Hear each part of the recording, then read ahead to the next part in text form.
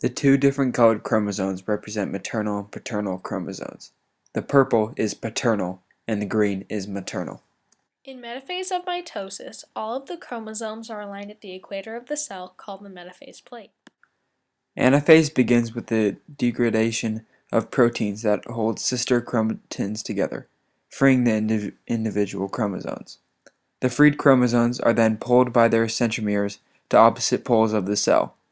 Other spindle fibers lengthen to push the poles farther apart to elongate the dividing cell. By separating the replicated chromosomes, this ensures that the two new daughter cells will have an identical set of DNA material. In metaphase 1 of meiosis, the paired homologous chromosomes align at the equator of the cell. Each member of a homologous pair attaches to a spindle fiber stretching to one pole.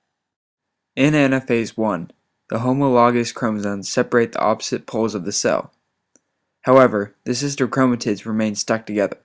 The homologous pairs are not necessarily identical, so that when the homologous pairs are separated, it encourages genetic variability. In metaphase 2, the chromosomes align along the equator of the cell. In anaphase 2, in two separate cells, the centromeres split as the sister chromatids separate to opposite poles of the cell. The chromosomes are split to ensure that the haploid cells each have half the amount of DNA. In mitosis, asexual reproduction yields a clone or identical copy of the parent cell. It is much faster and uses less energy.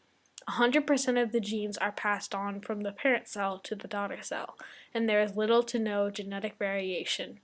Only mutations provide the genetic variation. The purpose of meiosis is to create genetically different sex cells that will eventually fertilize another sex cell to create a new organism.